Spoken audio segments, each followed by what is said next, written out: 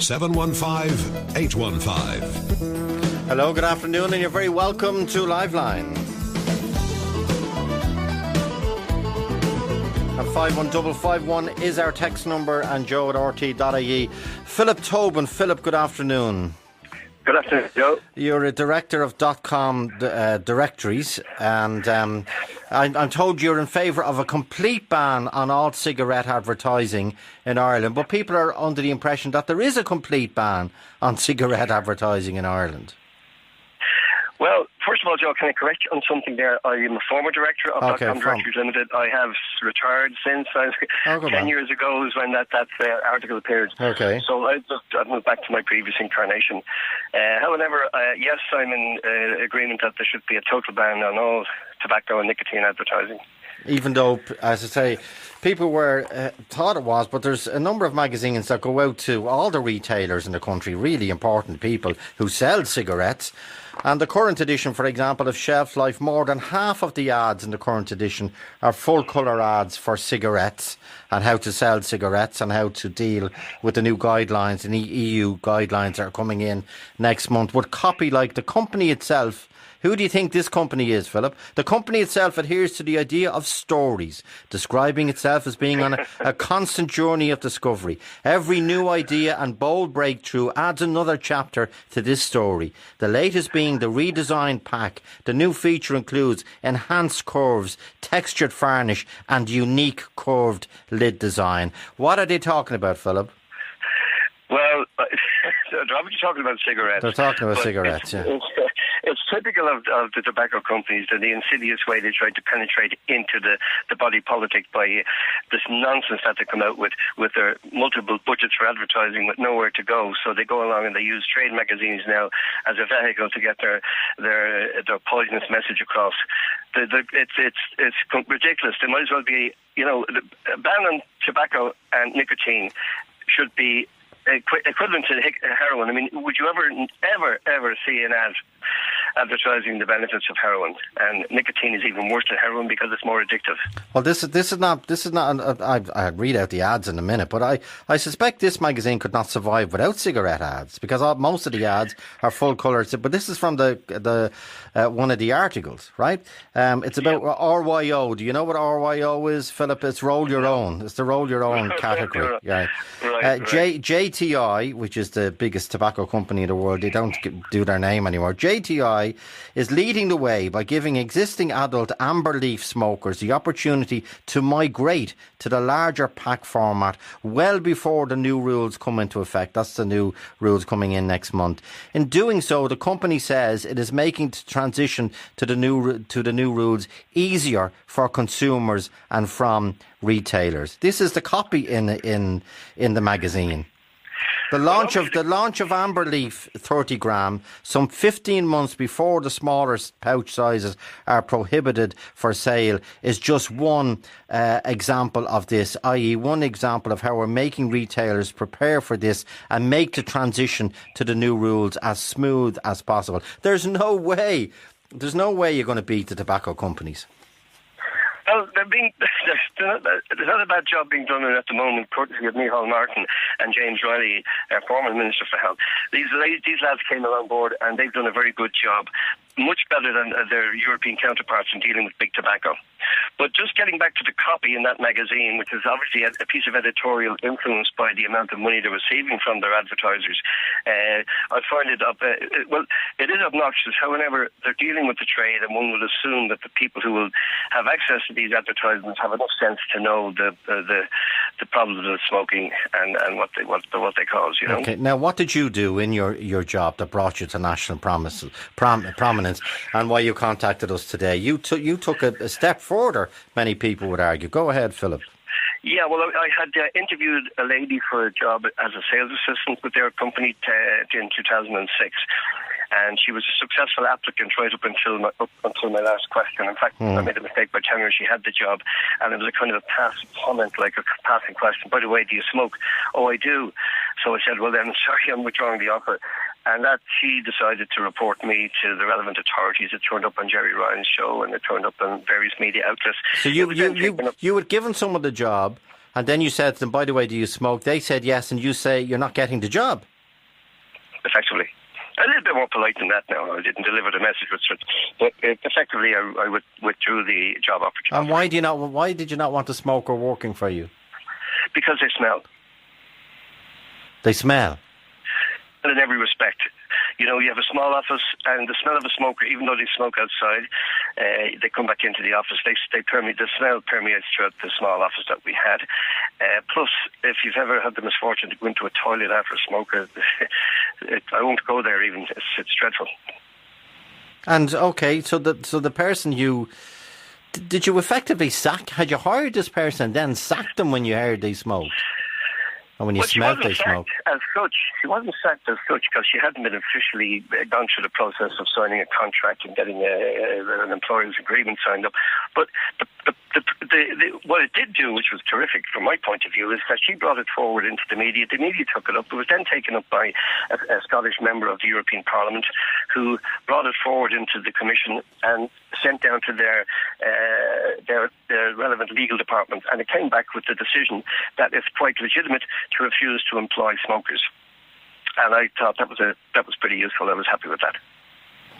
And it is legal not to discriminate against smokers. If they're the best, if they're the best person for the job, which you decided this person was, and then you discovered that they have a habit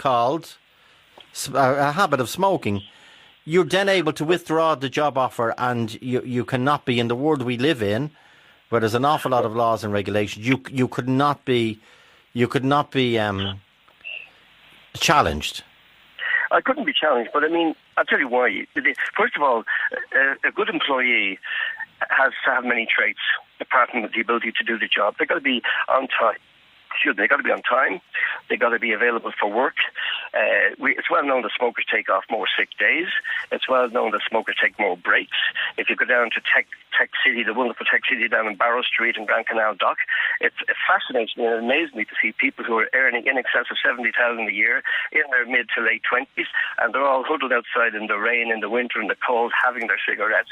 Like, these are people who are intelligent, who know what a warning on a tobacco pack tells them.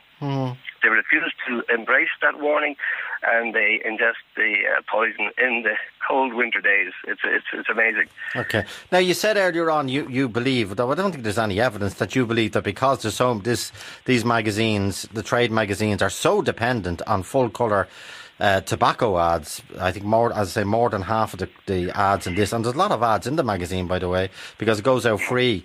Are for cigarettes, influences the copy. But I don't think, in fairness, you cannot say that because, well, one, I'm sure it's not true, but two, it's unclear. And again, it's unclear who writes this copy. It is a category focus on RYO tobacco. Roll Your Own Tobacco has grown exponentially in recent years due to the strong value for money proposition it offers existing adult smokers. In this month's issue, Ireland's leading manufacturers outline what the introduction of EU Tobacco Products Directive 2 will mean for the RYO category. So, I don't know who wrote this, but... Well, there you are, Joe. Sorry to interrupt you, but you don't know who wrote it because they're probably ashamed of the fact that they wrote it, okay? That's nonsense. What they've written hang on. When you say ashamed, what do you mean? How can anybody stand over promoting that's known to kill people? Most people don't. Because it's legal, Philip. It is legal. They're not breaking the law. It is legal. I know now, that. People, you thought, and everyone thought, that there's no cigarette advertising. Even when you go into a shop now, there's plain covers over where the cigarettes are. But there is major cigarette advertising in trade magazines, full colour, in your face, non-stop. Mm-hmm. So, but it is legal. Well, it's legal, but it's barely legal. Barely legal. They're skirting with the legality of the tobacco prohibition on advertising.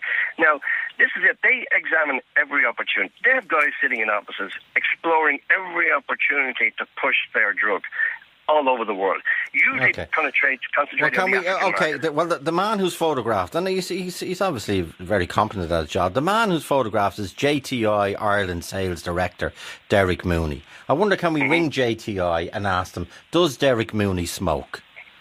does the sales director of JTI Ireland, Derek Mean, looks very healthy actually. Good looking man. Probably, no, can we ask them that question? Do they smoke? And if not, why not? Before you, okay, go ahead and ask the question. And if I'm very they won't come on for a start, and shelf life won't come on either. Yeah. Okay. Let me tell you something about the tobacco companies again. A well-known, high-profile accountant in this country became the board member of PJ Carroll and Company about 15 years ago. He never smoked. His first board meeting appeared in the Irish Times, and there he is at the top table with a packet of cigarettes in front of him, showing the brand label that he was now a representative on the boardroom. He was smoking at the table. I'll give you his name if you like, but we'll leave it out for the time being. Leave it out. Yeah, okay. And he's there and he's smoking away.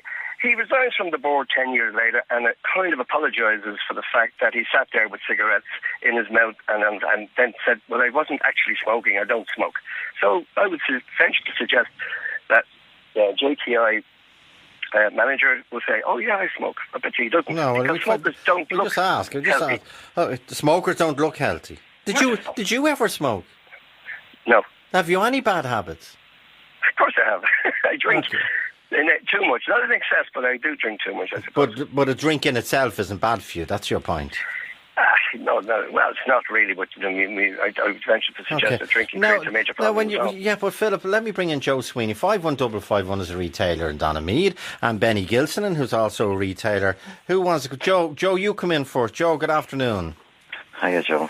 You're listening to Philip, who's pretty strong. He didn't know he thought all advertising was banned, but it's not banned in the trade magazines. Do you know this trade magazine Shelf Life? I do, and well, it's a big, very impressive production, as you know. Very informative. Were you aware that it was so dependent on cigarette ads? Well, the word you used there was informative, was very apt about the Shelf Life magazine. I receive it all the time, and I need to receive that magazine because to me that magazine is a form of education to retailers. Yes, I know it has many advertisements in it for tobacco. It also has them for drink, wines, fruit and veg. No. Well, hang on, let me pick the current edition. Let's be clear about this. Page 9, full page colour ad for cigarettes. Page 11, full page ad for drink, Wicked. What's it called? Wicked Blush. Okay? Move on. Page 14, full page ad for Apple Green, one of the biggest up-and-coming companies in the country. Moving on, a 2-page ad for independent news and media. Then, obviously, very important to that sector. Next ad, full page colour ad for L&M. Who are they? They're a cigarette brand, are they? L&M and Marlboro. Okay? More colour ads. Okay? Moving on, there's one for Sensodyne, one for chewing gum, and then moving on to Roll Your Own, Amber Leaf. And funnily enough, they have a full page article by Amber Leaf about how new from Ireland's #1 RYO, Roll Your Own. Next page, the new JPS Volume Tobacco range. Volume tobacco, more sticks per gram. What does that mean? Oh, the cigarettes are smaller, is it? Suitable for rolling or tubing. Stock up now. Okay? So the next ad's for Heineken. So I reckon more than half of the full colour ads in this I don't know. Mayfair. What's Mayfair? Cigarettes. Cigarettes. Okay. Full colour ad for Mayfair. Mace is there. I know they're grand. Camel, the Icon Reborn, introducing the new Camel packs. What's Camel? It's cigarettes, Still the same great taste and price. And then copy about Camel saying the journey continues. And Philip's line is, and I know Luke Clancy has been trying to get onto us, so he's in Brussels at the minute. Luke Clancy's line is that when Camel write, the company itself adheres to the idea of stories, describing itself as being on a constant journey of discovery. Luke Clancy would say it's the only journey it's on is the discovery of cancer. Joe, no, I want to let Benny. Sorry, because I'm going on too much. Sorry, Benny. Right. Yes, please. Let me speak for a minute. Yes. I just speaking about Shelf Life magazine, right? That's what you've asked me about. To me, Shelf Life magazine is what informs me of what's going on in the trade. whether it's about cigarettes or any other product. I need that information. Okay. That is a trade magazine. It's not available to the public. It's never seen by the public.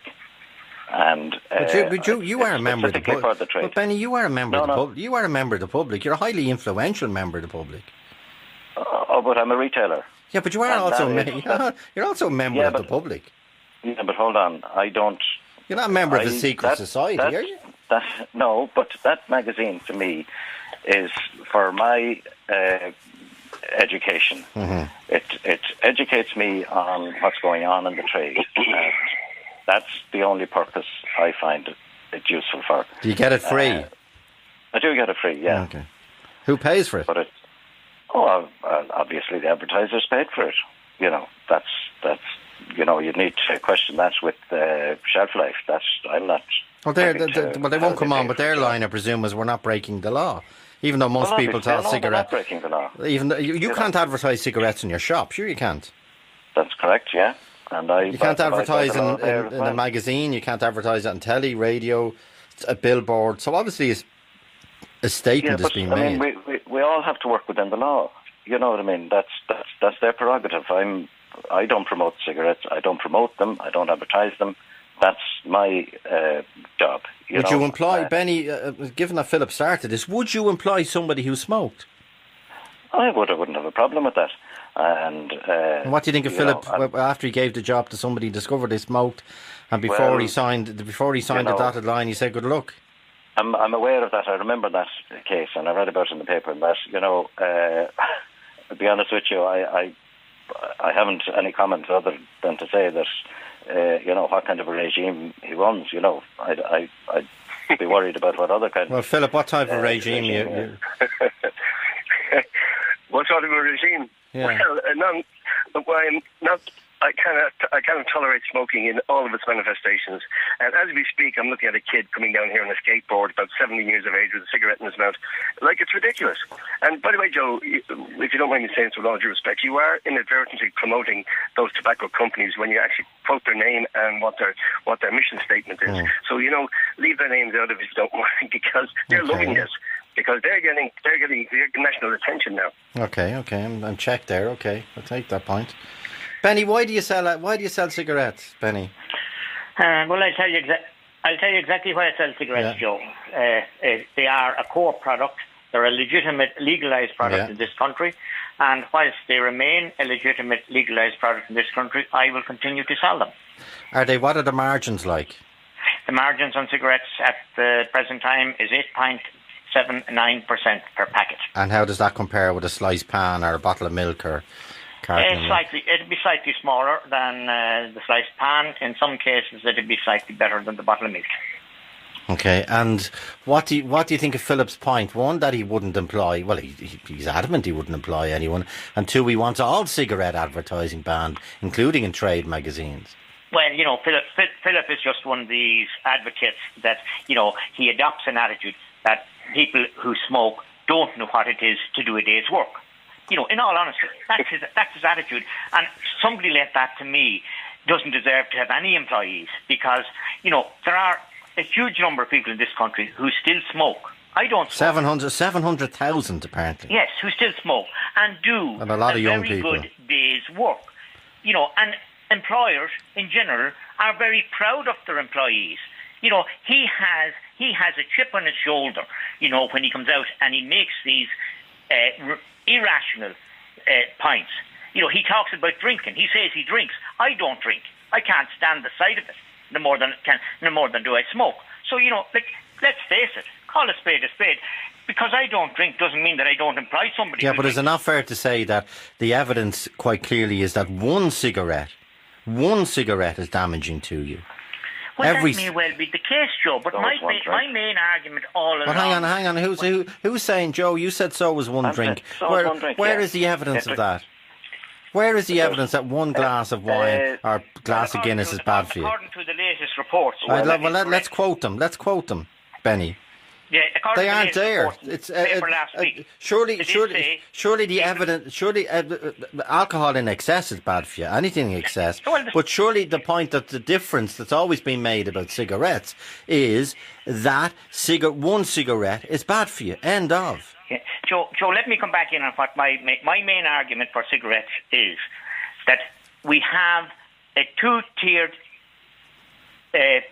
business here in this country. Okay. We have the legitimate retailer selling a legitimate product.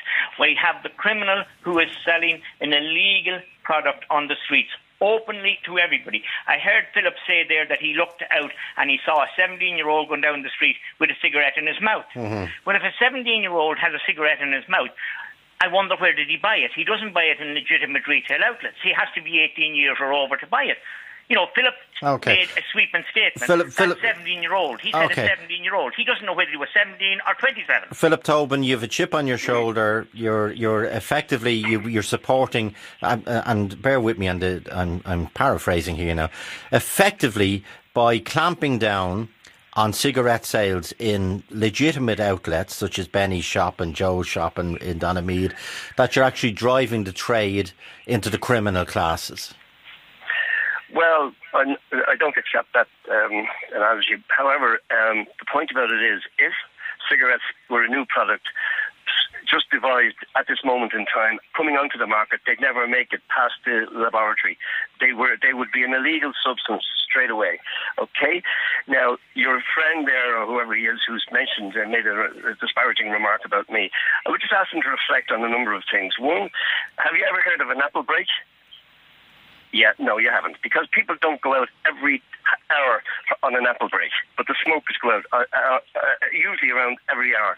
So they have to satisfy their craving. Now, that's not correct at all. That isn't correct. Hold on, that point is not correct at all. I have smokers working for me, and they don't do that. They go on their tea break or their official break, and they have a smoke. They don't smoke any other time. Well, fair enough. That's your experience. I can tell you now, I have seen in restaurants staff going outside, you know, when there's a lull in the business, a lull in service, and they're outside smoking. I would venture to suggest there is absolutely no way a regular employee who doesn't smoke goes outside to take as many breaks as the smokers take. It's a 15-minute break. One cigarette takes 15 minutes between leaving the desk, going out, smoking it, and getting back. It's 15 minutes. And that's 4 times a day, right? Well, I mean, that's up to an employer. If he tolerates regular or irregular breaks like that, that's his prerogative. Okay, for my own business. Two final questions. Have regular breaks, and they don't abuse that. By the way, Benny and Joe, what percentage of your sales are tobacco sales on average? 25 to 30%. Sorry? 25 to 30% of my sales are tobacco. And mine, Joe, would run between 35 and 40. You mean in terms of the amount of cash into your shop? Turnover. Wow. 45% of your sales are tobacco related. Are tobacco related. Wow. Yeah. I don't think anyone, even though you sell bread and milk and Coke and chocolate and Cadbury's and go the list, magazines, newspapers. Yes. Books, probably, soft drinks, butter, yogurts. You say name it, Joe. 30. You say 35 to 40% of my overall turnover is tobacco-related products. Wow. Mm-hmm. Philip, what was your the image now is that you were running North Korea in your place. What was it like to work? What was it like to work in? Being in my company is a wonderfully pleasant experience.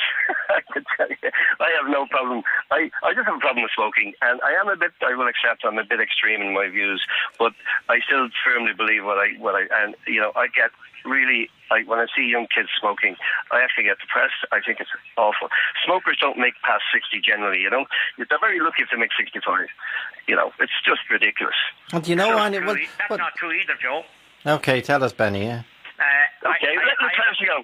I have a smoker comes into my shop. She's 94. There are exceptions to every rule. But go up to Tower Hospital and go and see how many people are being treated for smoke-related diseases. I guarantee you. That's what you'll be told. course. You'll never be told. You'll never be told they're being treated for drug-related or drink-related. Well, Penny, cigarettes. You think all the stats? You think all the stats about lung cancer are not true?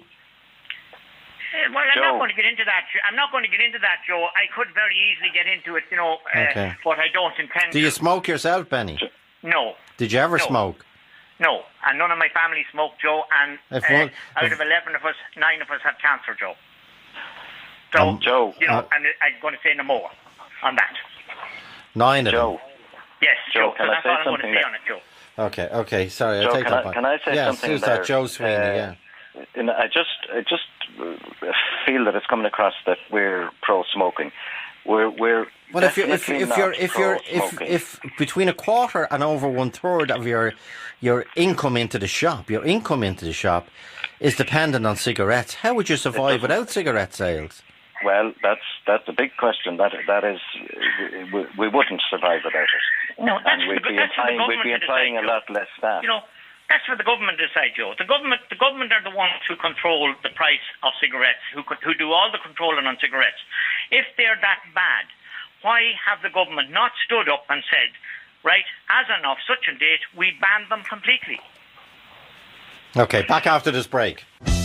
Talk to Joe on 1850 715 815. Dr. Luke Clancy is director of the Tobacco Free Research Institute. Luke, I know you're contacting us from Brussels, but just to bring you up to speed, Philip Tobin was our first caller. Philip actually offered someone a job this was a number of years ago, offered someone a job in his workplace, then discovered they smoked and withdrew the offer. I think that's a fair description, Philip, and it was his decision was upheld by the EU. Philip wants all tobacco advertising banned, even though most people thought it was banned.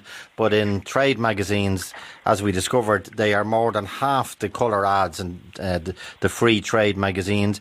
And then we discovered from Joe Sweeney and Benny Gilson, two very reputable retailers, that between 25% and 35% of their income into the shop is from cigarette sales.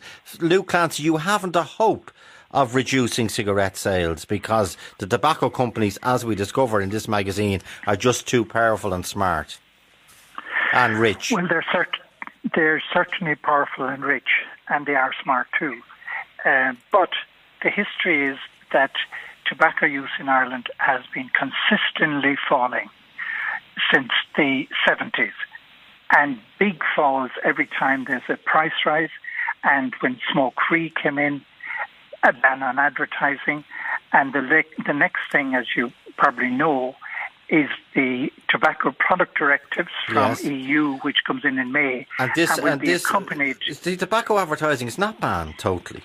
It's in these trade magazines. It is the mainstay of these trade magazines, tobacco advertising. And the current edition of Shelf Life has articles about how they are going to deal with the new EU rules coming in next month, including, I can't find a copy here in front of me now, including introducing new, bigger packets now so that the transition, I quote, here it is, so that the transition to the new EU rules is easier for consumers and retailers. They're introducing new packets. The launch of Amber Leaf 30, I shouldn't be, Philip checked me on naming products, I'm sorry for naming it. The launch of this new Roll Your Own some 15 months before the regulations fully come into force, before the smaller pouch sizes are prohibited, is just one example of this. This is making the transition to the new rules as smooth as possible, and leaf smokers the opportunity to migrate to the larger pack format well before the new rules come into effect. And I'll read out another thing to you about, and you can tell me what product this is for. This is copy in this magazine. The company itself adheres to the idea of stories, Luke Clancy, describing itself as being on a constant journey of discovery. Every new idea and bold breakthrough adds another chapter to this story, the latest being the redesigned pack. The new features include enhanced curves, textured varnish and unique curved lid design. How can anyone... What's that for, by the way, Luke? What do you think that product is? We know that all of those things make packaging more attractive. Camel cigarette. The tagline is Camel, inspiring original stories. well, even apart from the text, the colour, the font, the shape, the size, all of these matter. And what I was just going to finish off with is that also due to come in Ireland in May are plain packaging. And this is a further effort to restrict. Right now, apart from the trade magazines, which you rightly point out, advertising is banned. But what they're using now to advertise is the package. And when plain packaging comes in May, the savings of that will be much reduced. We've done research from our institute to show that children will find the new packs less attractive. And funny enough, they think that the present packages have healthier cigarettes than the one that will be in the new packaging, and that they're not used by cool, so-called cool people. So you're right. Everything that we do in tobacco control, the industry tried to undo. But despite their wealth and intelligence and everything else, they've lost every battle, and they'll continue to lose. And we are very lucky in this country when we had a government that a series of ministers for health have consistently taken an anti-tobacco line, which is not the way all over the world. Yeah, but and the reason they get away with. Okay, but Luke, I know Benny is not there, but Joe Sweeney, I don't know who's making the point, was yourself or Benny?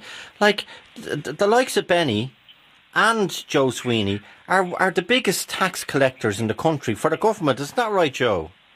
That is absolutely correct. But just a couple of points there. You're referring to the packet, the bevel packet. That is one of the reasons that the companies produce those packets is to defeat counterfeiting and smuggling. That beveled packet is the only packet that the counterfeiters cannot reproduce. Now, the other point there. So if you don't get it, if you don't have a packet of those, I won't name the cigarettes. If you don't have a packet of those cigarettes with that little lovely smooth edge on it, it's counterfeit. No, I think that Joe. Let Joe finish. No, just the point I'm making is. No, I'm just only making the point that particular design of packet is the only packet that counterfeiters have never been able to replicate. They can copy everything else. And this is the point that when we go into plain packaging, he made the point there about the children thinking that the cigarettes were healthier in the one packet and not in the other.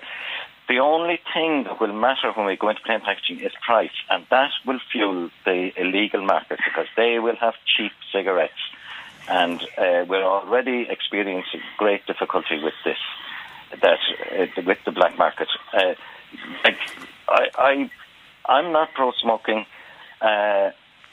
It's adult people who come into me to buy cigarettes, so I serve them. I don't smoke myself. My family don't smoke. But why do you not smoke? Why do you not smoke, Joe? I know the reason not to smoke. It's not healthy. I've educated my children to that, and this is the point I've been making for years: is that education is so important, and it's not one of the priorities that the government have is to create an education program for schools about smoking. Cigarette sales, Luke Clancy pointed out there, are declining. They're declining in the legitimate market, but they're increasing through the illegal market. Okay, that's a good point. Children, I do also see children smoking cigarettes.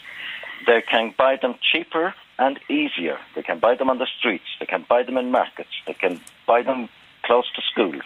They can buy them in singles. So this is the problem that the government... Okay, Luke Clancy, the official stats tell you cigarette smoking has declined. Well, I would say to Mr. Sweeney, Joe Sweeney, if I can call him that, yes. They are lying to him. They can copy anything. And before he gets over that lie, they'll tell him that it'll increase illicit trade because they'll be easy to copy. Not true, and they'll be less attractive. He thinks that children have increased smoking illicit cigarettes, and that's true.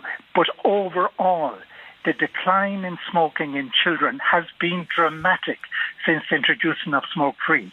It's now at its lowest ever and it will continue to decline. And what I would say to Mr. Sweeney, based on your earlier statement that 20 to 30% of his profit, maybe up it is, to 35%, yeah. Or up to 35%, I get out of them. Remember that if people don't buy cigarettes, they will buy other things. And the money that will not be spent on tobacco will go on other disposals. Okay, Joe, so you heard what Dr. Clancy said. Get into something healthy. I know. Look, Joe. Look, I heard that, but actually, just to go back on one point there about that special bevel pack and that, I didn't get that information from cigarette companies. I got it from a packaging company. Okay, but Dr. Clancy's point, Joe, pleading with you to get out of the trade, yeah. Joe, let me tell you as well, when everybody else gets out of it, that packaging would companies are implicit and involved with the tobacco industry in producing them. When we were before the Oireachtas Committee on plain packaging, they got experts from packaging companies to come over to Ireland from other jurisdictions and tell the Irish Parliament they shouldn't support plain packaging because it would only lead to increased illicit trade and that it would have no effect on smoking. All of these things are inspired. They may not get them. Joe may not have got it directly from but Luke, hang on. I don't know whether you could hear it there, Luke, but Joe's point was that you want him to stop selling cigarettes, but the shop across the road will double their sales of cigarettes if he stops selling. And Joe will go out of business. Well, the supermarkets aren't going out of business. I agree that it is at the moment quite a portion of some small retailers' sales and profits, and that they come in for their cigarettes and they buy other things. All of these things have been out there and aired well before. It was like the restaurants and bars. When they'd be smoke-free, that nobody would eat, nobody go to a restaurant, nobody would drink in a pub. All of these lies are perpetuated and promulgated by the industry. They don't turn out in reality. And unfortunately, good people like Mr. Sweeney supporting the views of the tobacco industry is ensnaring our children, creating addicts who will, on average, one of them every two die from smoking-related diseases if they perpetuate in making sales to young people and to old people as well. Well, it has to be stated there that legitimate retailers do not sell to children, and of course not. It's illegal. It's illegal. By the way, Joe, would you? It's also in Shelf Life magazine again in an article that someone they wrote. I presume they don't let the tobacco companies write the articles. Euromonitor Smoking Tobacco in Ireland report reveals that rolling tobacco sales, or roll your own, they grew by 13% in 2014. Did you know that?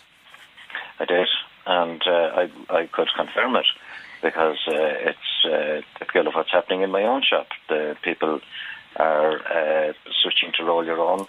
And what do people think? They're smoking less if they do a roll up? Well, I presume that they are in control of how many cigarettes they produce from a packet of roll your own tobacco. Some people would get 15 out of it, others might get 20. Do you know?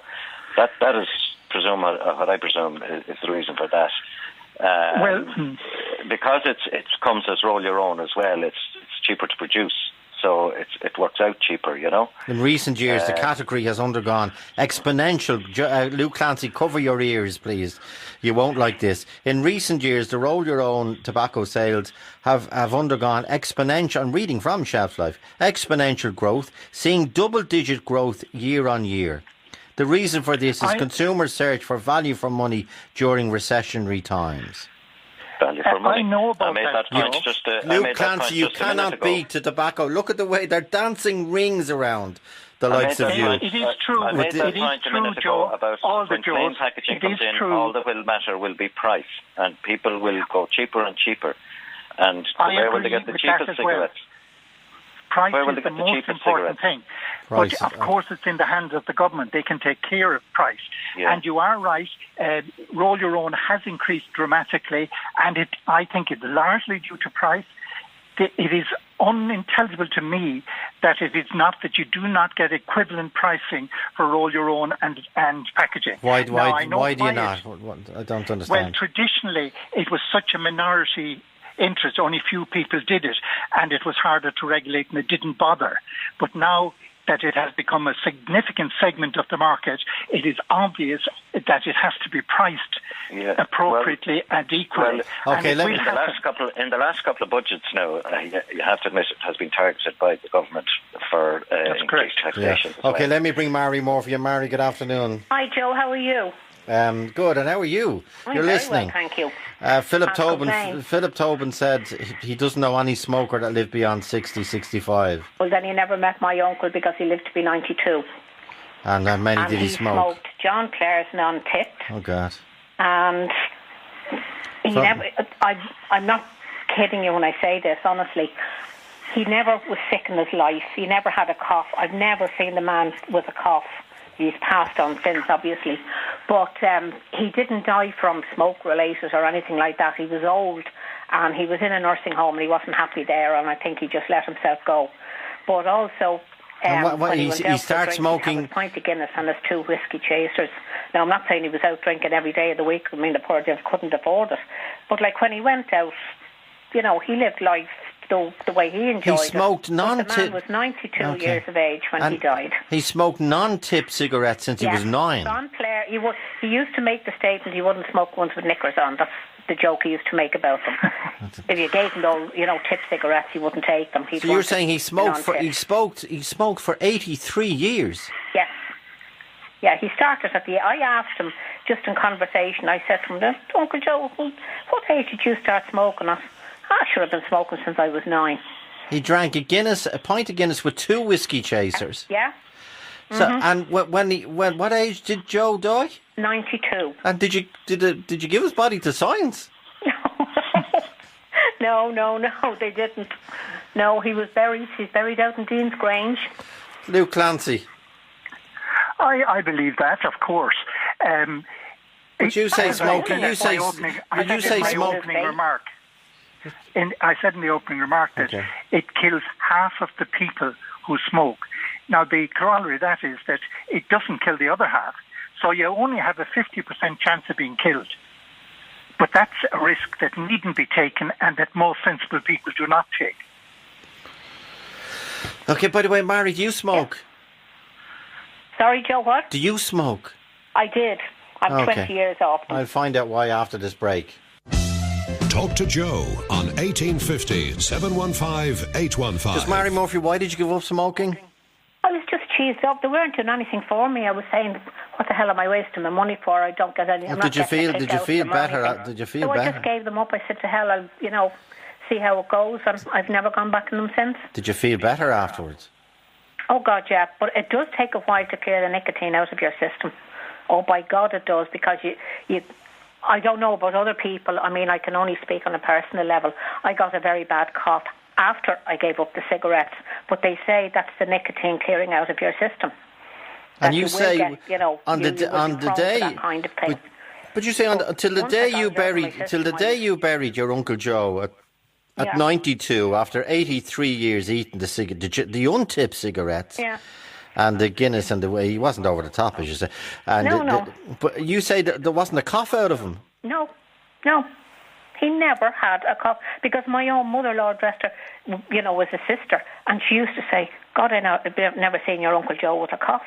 By the way, do your children smoke? No. Okay. Why not? Just never took up the habit. What would you do if they did? Well, there's not a lot you can. I mean, I'd advise them to give up the damn things. Like they're not good for your health. I think there's a lot more chemical in them now than there was years ago. An awful lot more chemical. They're an awful lot more addictive now, I think, than what they were years ago. Well, are they, Luke? Are they, Dr. Clancy? Are they more addictive? I thought they I thought they were caught on that years ago. They were, but they often don't tell you what's in it. There are 600 additives. And some of those additives are there to make the absorption of nicotine better and faster. Okay. So would they addict you more? And I think they've always been bad. but people didn't smoke as many people didn't smoke. I mean, before the last war, the first war, lung cancer was almost unknown. And since smoking and the war, it has just exploded. So there is no doubt about it. And I think we're more conscious of it now. Yeah, but you can't. I don't know that they're more. Somebody sent me in a photograph, and it's a PR firm. Obviously, I know all PR firms are ethical, but it's just an extraordinarily ethical PR firm, because they've tweeted it. So why am I not giving it? The name is Force Impressions PR. They've tweeted it, and I know by what they're saying they don't have any tobacco accounts, and they said new Marlboro packaging for 200 cigarettes in one pack. It's a joint cigarette box. What kid could resist? And on the cigarette, it looks incredible. And on the ice ball filter. What in the name of God does that mean? An ice ball filter. Let me bring in Alex Quinn. Alex, good afternoon. By the way, Luke, Dr. Clancy, yes. The Department of Health have been on. The Office of Tobacco Control is gone, isn't it? Yes. It's gone. What happened to that? Mary Harney amalgamated it into the HSE and reduced its staffing from about 12 to 2. Why? It's now called because we don't know why.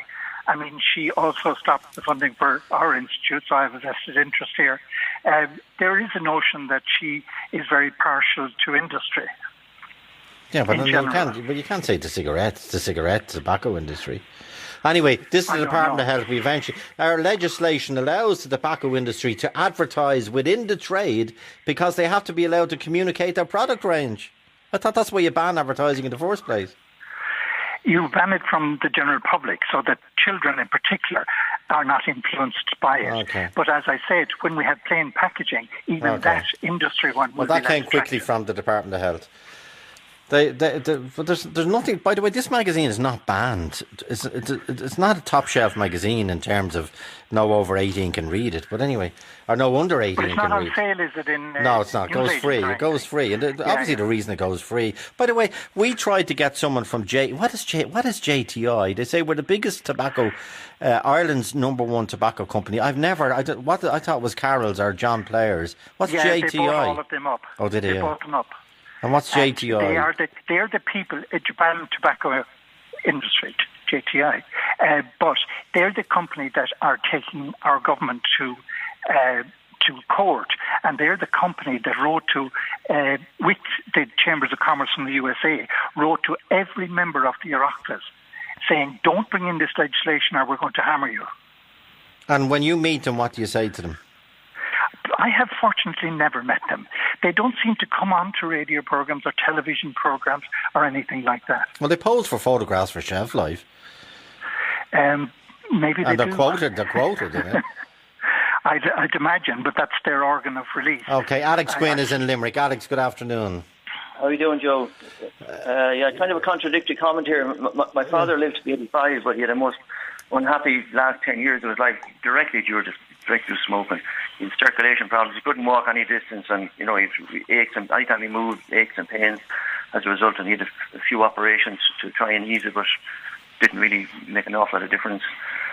So, I don't understand people's cigarettes. I mean, I smoked till I was about 25, but he was part of the reason that I did. And when I'd wake up or hear him in the morning coughing, I said, gee, but I'm not going to end up like that.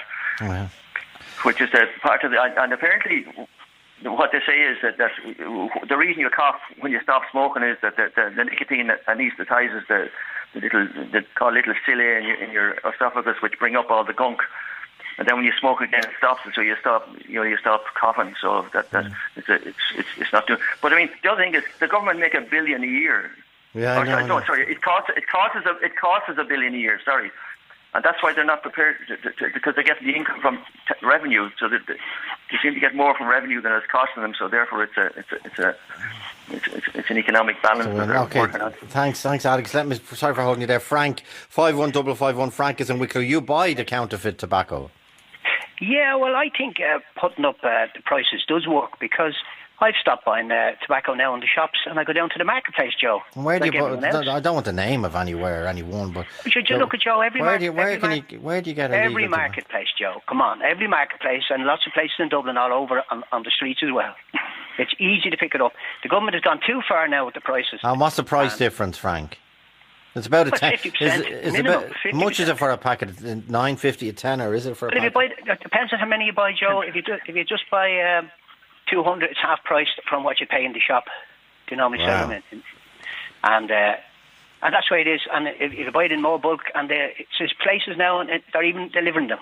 And that's the way it is. What do you mean they're delivering counterfeit They'll cigarettes? deliver to your door. You can put in your order, and every month they'll come. Which are Chinese takeaway? You get not. How do you get cigarette? How do you get illegal cigarettes delivered to your door?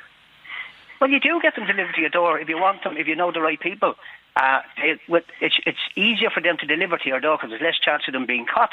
So they'll just deliver to your door, and that's it. And do you believe smoking numbers have gone down?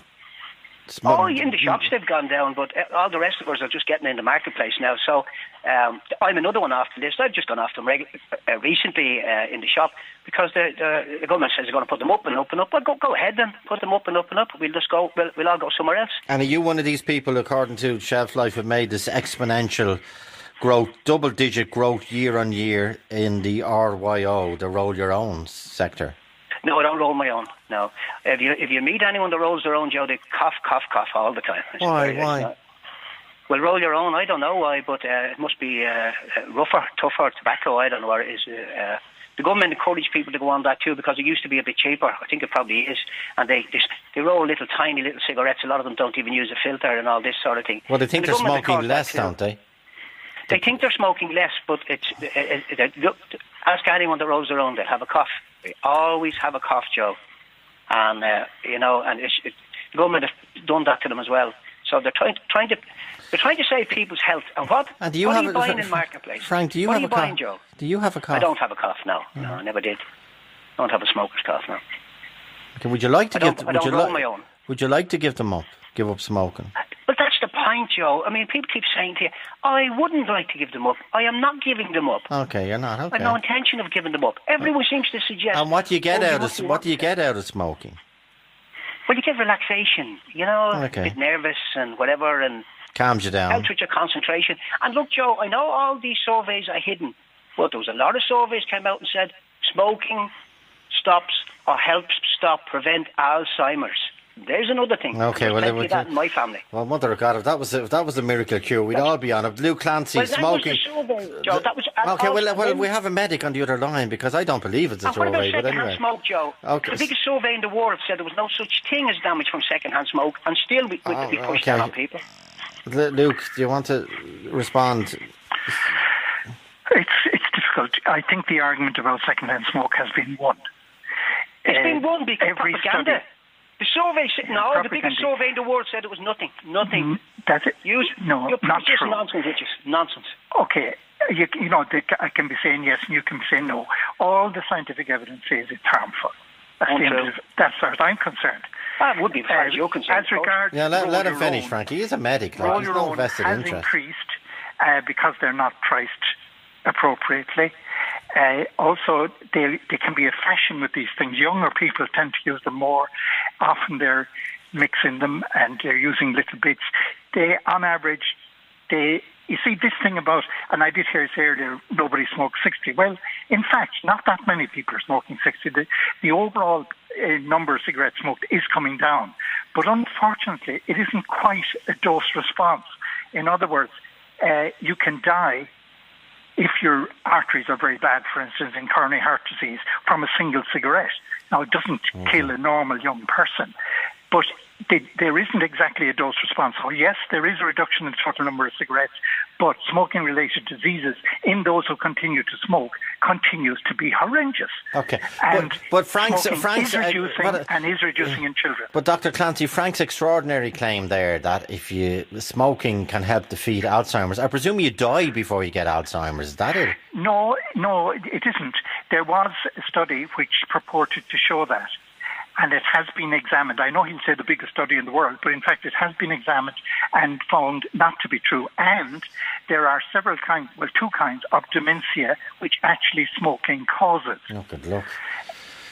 So it's not true, is the short answer. Okay, back after this break. Joe Duffy! Talk to Joe on 1850 715 815. And Joe at RT.ie. And Frank, when you say you only buy counterfeit, or you only buy on the black market, the half that you're saving is the half that will go to the government, isn't it? The half tax. Well, it's more than half, in fact. I know nobody now, Joe, that's buying in the shops anymore. And I know a lot of people and family and everything else. They've just gone too far. We all bought it one time in the shops. They've gone too far, the government, and they're still talking rubbish. We'll just all change. The whole country will change over to get counterfeit. The whole country. 700,000 people still smoke. Dennis is in Cork, 5155. Dennis. Hello. You're a shopkeeper, are you? No. Oh, sorry, I misread it. Go ahead. No, my point is that when people go into shops to buy cigarettes, they'll buy anything. If they buy the product that's concealed. Well, did you know, it came as a complete shock to me that the two shopkeepers, it sounds like average shops, that between, 25 and above 35% of their turnover is from cigarettes. But you can turn over all you like, but not making any money. So why do they continue selling then? Because they bring in other people, they bring in people who'll buy cigarettes. And they'll impulse buy, then they'll buy sweets, magazines, so on. I know it myself when I was smoking. And what age did you start smoking, Dennis? About 13. Why? Because I wanted them. Why did you want them? You don't wake up in the morning wanting a cigarette, did you? Well, I was doing my intercept, and I kind of figured that I was under pressure, and I got permission from my parents to smoke. They were lovely people. They smoked too.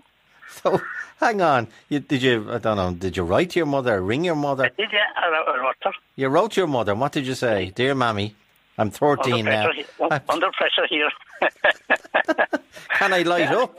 But that's the way it was. I mean, my father was a lovely man, and every Christmas... So your mother wrote back to you in the boarding school saying you're 13 now, you can smoke? That's right. And did you give them up? I did when I was about, I gave up 16 years ago. And was that another letter from your mother? No, she was dead by then. And why did you give them up? Because my wife was giving out to me because I was wheezing at night. So you're glad you gave them up? Oh, God, yeah. But I was very sick after giving them up, you know. I got sick after giving them up. But I mean, in those days, like, every Christmas we bought our parents packets of cigarettes. There were hundreds and 200 packs. Because we loved them. We bought them big packets of cigarettes. You know? And why did you give up something you loved then? Because they were going to kill me. And I had children. And that's irrefutable, isn't it, at this stage? Well, I don't know. I don't know. I can't understand shopkeepers. When they get their delivery of cigarettes, they get these big, huge boxes, a huge outlay, small profit, and that's what led to the dispensers, and still people buy them. I don't understand it now, but... And it's big. Well, it's big business. As I say, Shelf Life magazine, I don't think would exist without it's a free magazine, really well produced. I don't think it would exist without a cigarette. More than half of their half their advertising income would be gone. So it's half the government's tax. Well, that's true as well, yeah, absolutely. Let me bring in, I don't know if it's half, it's not half, but it's a significant amount. It's a lot of it. But then there's a significant amount spent on the health service, and has that ever been quantified, Dr. Clancy, about how much in the health service is spent on smokers? It has, well, estimates of that. It's quite difficult because of course, what you put in and what you take out. But it isn't just the health service. What has been done is estimates in general in all countries, and something like only 2 to 3 countries in the whole world actually benefit from cigarettes. And there are 2 producers, 2 small countries in Africa. What the Americans have estimated is that cigarettes in America, to just equal the cost to society, should be $20 a pack, and it often is 3. So every country, including Ireland, are losing money. Now, it's not just the health costs. There's insurance, there's unemployment, there's loss of work, there's sickness benefits, there's widowhood and widowerhood. Okay. And all of these costs have to go in. And when you do that, no country gains. So you're saying a box of 20 cigarettes should cost $20 if you were to offset the downside of smoking, all the downsides, and the cost to the economy. Okay, Bridie in Limerick, 5155. Bridie, good afternoon. Good afternoon, Joe. This is a remarkable story. Tell us, you're 16-year-old. Yeah, my 16-year-old daughter got herself a part-time job in a local supermarket. Yeah. And she's a very savvy girl. She's not a sheltered girl or whatever. But anyway, one of her first days there, a local came into the shop and said to her, could I have Benson and Hedges? Yeah. Could I have a pack of Benson and Hedges? And she just said, what is that? I don't know what it is. She didn't know what Benson and Hedges were. And he was kind of, so the guy was kind of shocked and said, well, there's cigarettes. But she didn't know anything about it. And it's not that she's sheltered, it's just a real sort of testimony as to, how the lack of advertising for cigarettes works. She didn't know what they were. So she came home and told herself and me and her dad the story, and we just thought it was hilarious, But, and hang on, Luke Clancy, why do I not hear you shouting yippee? Well, that's an incredible. A 60. You are inside your dancing, Luke, Dr. Clancy. There's a 16-year-old, savvy, intelligent, bright, of the world, and didn't know in 2016 when someone asked for Benson and Hedges, didn't know what they were looking for. That's a remarkable change. It's fantastic, and it's a tribute to the tobacco control measures that the governments have introduced, including banning point of sale. Because it used to be that you'd walk into a newsagent and you'd be looking at nothing but advertising for cigarettes. Well, that's all now gone. That's completely gone. So I'm delighted, and obviously they're seeing good example at home because they're not seeing the pack either. And Bridie, by the way, would she know any other cigarettes? No, she didn't know anything about cigarettes. That's fascinating. And no, I mean, her older brother does smoke. He smokes roll your own cigarettes, but she wouldn't be familiar with the packet. She's just not. It's just not something that she's been exposed to. Now, as I said, she's not a sheltered child. She's never seen the advertising. Now, and at that, her elder brother, who does smoke now, was an avid anti-smoker. Couldn't understand how anybody would smoke until he went on a student exchange program to Germany when he was in transition year. And they all smoked over there, and all of a sudden it became cool to smoke. Now, it took us, his parents, a while to discover that he was smoking, but, there's nothing we can do. It's very difficult to do anything about it. Yeah. He's now 19, and, it's for him it's an addiction now, and there's nothing, really that we can do apart trying to educate him on how, on the health, difficulties that he's raising for himself. But to get back to the 16-year-old, it was just that she's never been exposed to it. It's not that she hadn't been exposed to smoking. It's just the branding. It's the branding. Yeah, she doesn't, now that she's working in the shop, she's now familiar with the brand. Well, she'd have to be, Okay. She's learning, she's learning the brand, and she's got customers who come in regularly and they ask for, a particular brand. But it was just that she had no idea, and that is testimony to the fact that, there has been no advertising. That's interesting. Yeah. Okay, thanks, Bridie. No problem. Maura Oakes, I'm sorry for holding you. I'll be back to you after this break, Maura. Talk to Joe on 1850 715 815. Maura Oakes is in Meath. Go ahead, Maura. Hello, Joe. I missed the beginning of the programme, so I didn't get the bit that actually led us into this discussion. Philip wants ban all advertising smoke, everywhere banned, and he wouldn't employ someone who smoked. And what really sparked me to ring you was that I was listening to people, when I did come in, I was listening to people who were actually justifying the sales of cigarettes. And I would have terrible difficulty with that. And I was telling the person I was talking to that I'm 65 now, but when I was growing up, everybody who came into our house smoked. Both my parents smoked. My grandmother, my grandaunt, the neighbours. And my father died aged 50. I was 9. He died from a smoking-related illness. And he was very ill. And we were involved in helping my mother look after him. And one of the things that I had to do when he was sick, because he had strokes, He couldn't hold the cigarette, but yet he had to have the cigarette. Oh my God! And what?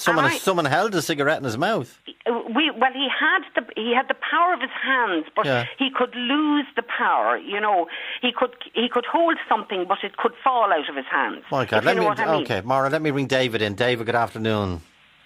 Good afternoon, Joe. What's your position now? My position now is that I'm on oxygen. Have to carry it around with me on account of smoking, and working in the UK in the asbestos area. My lungs are in an awful state. I was smoking since I was 12. I'm 82 years of age, and I would like cigarette advertising banned from everywhere. I would also like to see that when the ban, which was a fantastic thing in the pubs and restaurants, that it would have been banned maybe 6 meters from the doors of the restaurants and the pubs. Okay, Joe. Okay, but if you're near asbestos, that's very dangerous in itself. It is surely, yes. It's a combination of both. Okay. And when you say you're on oxygen, what does that mean? I have to I breathe oxygen. I'm sitting in a room here with an oxygen mask. Oh. Okay, I got it. To filter the air. Yeah. And what age were you when you started smoking, David? 12 years old. I could buy a cigarette outside the school for a penny, and you get a match with it. And maybe 6 or 8 of us would smoke the one cigarette at 10 o'clock break. Okay. That's the way it was. Dr. Luke Clancy, I'm very conscious you're in Brussels and you've been on the phone to us for nearly 50 minutes, so I hope you don't miss any journeys or flights. But Luke, is the battle against these... by the way, JTI are listening. They've been on to say we've confused... I don't know who they say they don't own all the brands that you said they own. I'm sure I said it as well. But anyway, if the JTI would only come on, they could explain this. But anyway, Dr. Clancy, is the battle against the tobacco companies being won or lost? It's being won, but it isn't won. But I would say I heard the 15 whatever minutes I was on were well worth it. I've heard some fascinating conversation, and particularly Bridie's story there. That is really heartwarming.